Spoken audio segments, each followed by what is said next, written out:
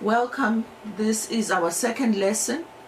Please, I'm hoping that you will have listened to the first lesson before you come to this one. Otherwise, things will not have a meaning for you. This is the evolutionary tree, and this evolutionary tree was suggested by a scientist called Bessie. So we call this the Basilian classification system. The family I explained to you is right here, the family Ranunculaceae. Please don't be intimidated by the names. You have to know the names, otherwise there's no way you can talk about classification without mentioning the names. This is an evolutionary tree. The tree comes in 3 branches, one branch, another branch, and the final branch. These 2 branches are talking about dicot families. This branch here is the branch that we believe led to the monocot families. Now, if you have looked at the characteristics I told you about, as you move from one family to the next, you should be able to tell which of the 7 characteristics changed. Now, we can see that when you look at a branch, there's a straight line like the one you see, Ranunculaceae, Malvaceae, Solanaceae, all the way up to Lamiaceae. However, on this line, you have offshoot families like Brassicaceae. Please don't use the old terminology. This one, crucifery, is no longer being used. We are now using Brassicaceae because the rule is all families should end in ACA. Right. So we have an offshoot here from Malvaceae to Salicaceae. Offshoots mean that the change that occurred along this line did not happen that way in this family as things happened here. So the change that happened here removed this family from this line. This is not the end of the line. From this line, other families came. There are thousands and thousands of families, and we can't put all of them together. We are just showing how what trees look like. So if, for example, you look at this table, you will see that presentation is different from what I told you. Where I used K, they use CA for calyx. Where I used C, they use CO for corolla. Where I used A, they use S for stamens. Where I used G, they use P for pistil. It is the same. Don't be intimidated by that. In the floral formula, remember I said when the ovary is inferior, the line is under. I mean, if the ovary is superior, the line is under the P, and if it is inferior, the line is above. In this presentation here, what they have done, if it is inferior, the P is at the bottom and everything else is on top. There are many ways of presenting these things. You just have to be familiar with what the author of the literature you're reading is using. Since I've told you about Ranunculaceae, I would like you, in your own spare time, to use Pande, which uses the characters that I've been using for you, to explain what happened along this line as different to what happened along this line. And when you do that narration, you have to mention family by family.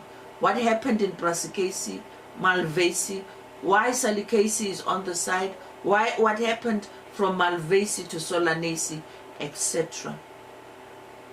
Under normal circumstances, what I would have done is to give assignments so that people work on individual families, and as they present the family, then we observe the changes. But things are not normal. However, I have picked up this family here, which used to be called Leguminosae. Please, we don't use that again. Now we use Fabaceae. Now, Fabaceae is a family as it stands, but Fabaceae can also be considered a super family. Now, if it is a super family, under it we have the following families: Mimosaceae, Papilionaceae, and Cisalpinaceae. However, if we consider it a family, then these become subfamilies and their names change to Mimosoidae, etc. So it really doesn't matter. It just depends on what the author of the literature you are using is saying. Now, personally, I would like to talk about Fabaceae as a superfamily and refer to these as families. Now, Leguminosae, the old Leguminosae, which we now call Fabaceae, I'm going to Leguminosae for a reason, to tell you that Fabaceae is a family of legumes. Legumes, as you know, have certain characteristics in common. Yeah, okay.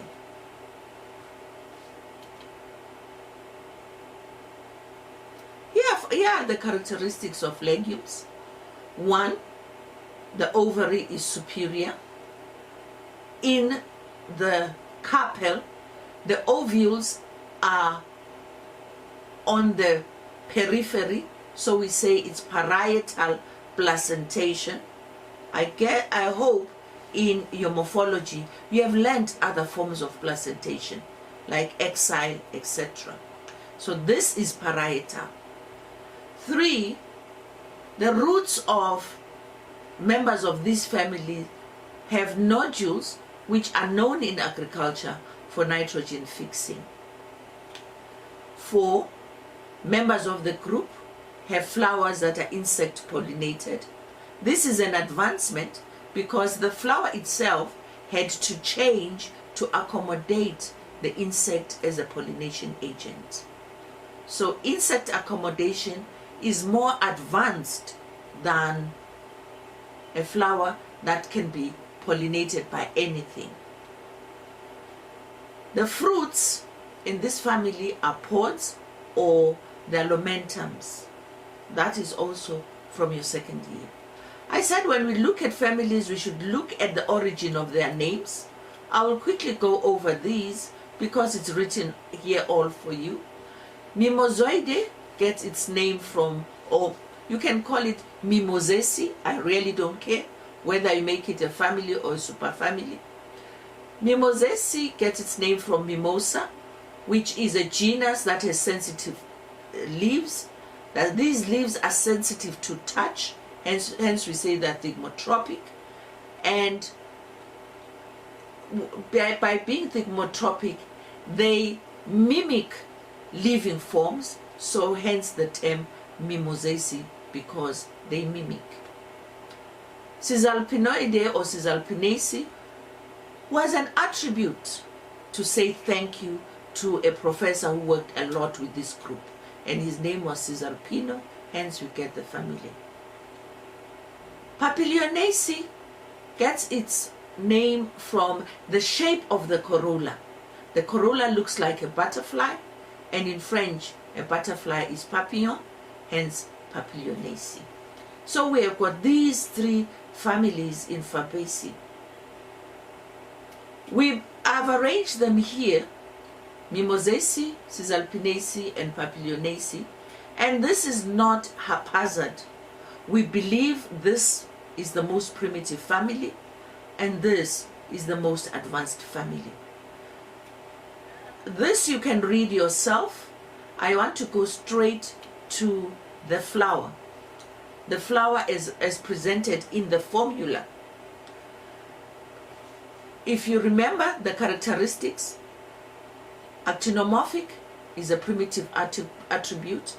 These, here we have a changeover, we have a mixture, but here we have zygomorphic. When it comes to this character, it never changed in all of them. When we come to arrangement of the whorls, we can't see unless we go to the floral diagram. What we can see is that the petals are joined together, the corolla joined together, androecium numerous, gynoecium one superior. That one superior is true throughout. There's something I want you to watch out for here, and that is the fact that I said this is a primitive family. This one is more advanced. But when we look at this, we realize that this one has this cohesion by the brackets, but here these are free, and therefore this is a primitive attribute. When things advance, they don't advance in all their characters all the time. Sometimes they go back for a reason. So here, even in the primitive state, it was joined, but here it is now free. It is an adaptation for whatever environmental challenges this family was facing. But the advancement is here from numerous to definite number in the androecium. I hope you remember your estivation from second year. Valvate is when the sepals or petals are touching each other. If they are twisted, we say they are contorted.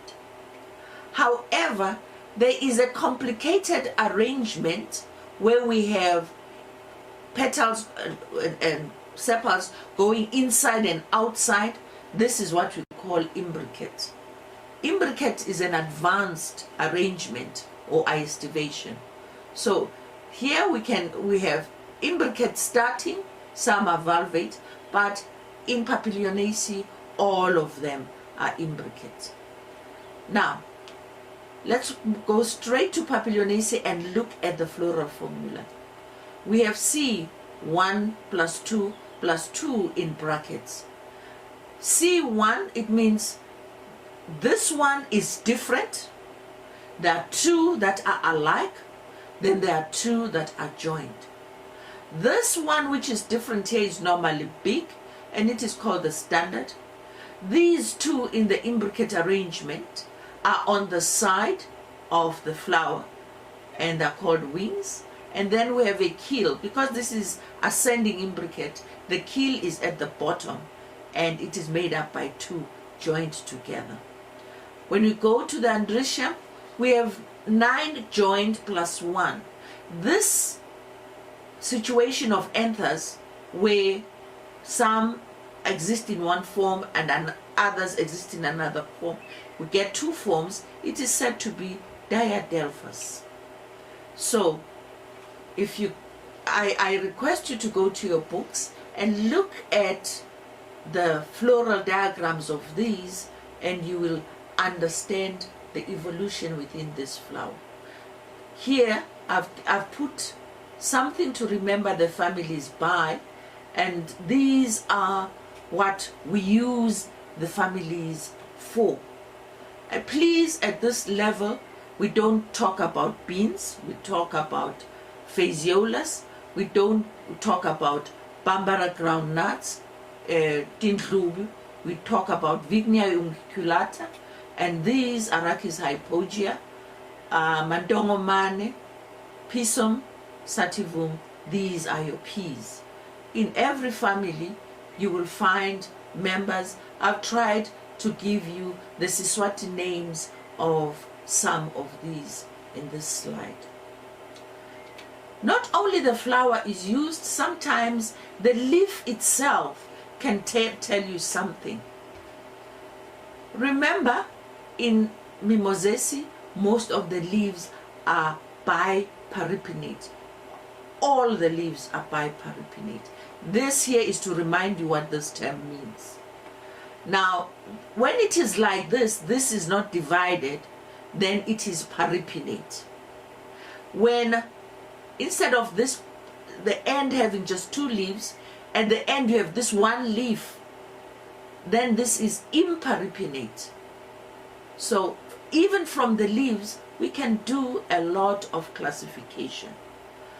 However, for Mimosaceae, it's easy when it is biparipinnate. We know it is that. But please note, some members of this are also biparipinnate. Some members of that are imparipinnate. Some members of here are like these lines I've joined for you are to tell you that even though this is common here, some of here is this trifoliate is also present in the Cisalpinoideae.